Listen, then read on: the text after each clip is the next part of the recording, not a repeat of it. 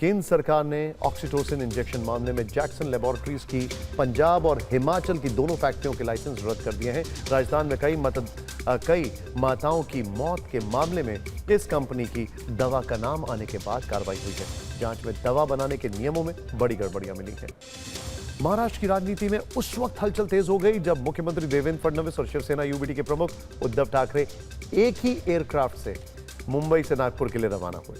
उड़ान के दौरान दोनों नेताओं ने एक दूसरे से मुलाकात की, हाथ मिलाकर अभिवादन भी किया है। केंद्र सरकार नशे के कारोबार के खिलाफ अब पूरी तरह सख्त हो गई है। गृह मंत्री अमित शाह ने कहा है ड्रग माफिया, तस्कर और उनके सरगनाओं को बिल्कुल नहीं बख्शा जाएगा। उन्होंने राज्यों से कहा पहचानो, जड़ काटो और पूरी तरह खत्म करो। अमित शाह ने बताया कि 2014 से 2026 तक 118 लाख किलो सिंथेटिक ड्रग्स पकड़े गए, जबकि 2004 से 2014 के बीच सिर्फ 26 लाख किलो पकड़ा गया था। भारत को नशा मुक्त बनाने की लड़ाई अब आखिरी चरण में है।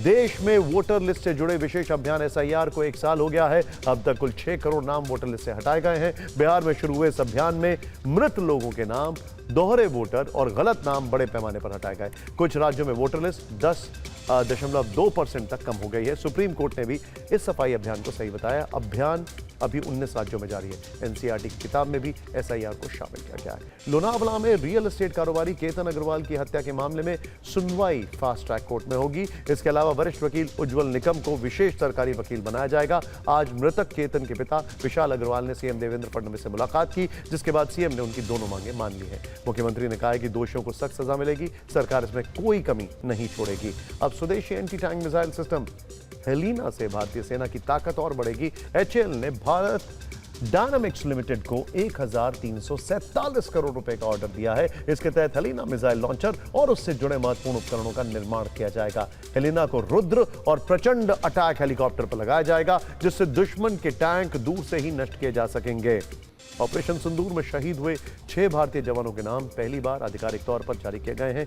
इन नामों को नेशनल वॉर मेमोरियल की रोल ऑफ ऑनर में और 3D वॉल पर शामिल कर दिया गया है। ये जवान 6 और 7 मई को ऑपरेशन सिंदूर के दौरान शहीद हुए थे। इनमें राइफलमैन सुनील कुमार को मरणोपरांत वीर चक्र और सार्जेंट सुरेंद्र कुमार को वायुसेना मेडल मिला।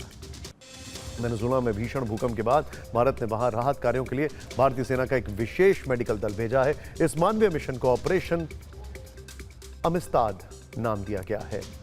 भारतीय सेना के 60 पैराफील्ड अस्पताल की मेडिकल टीम आज 2 विमानों के जरिए वेनेजुएला के लिए रवाना हो गई है। भारत का विदेशी मुद्रा भंडार इस हफ्ते $96.3 करोड़ बढ़ गया है। अब कुल भंडार $672 अरब से कुछ अधिक है। पिछले हफ्ते भंडार घटा था, लेकिन इस हफ्ते अच्छी बढ़ोतरी हुई है।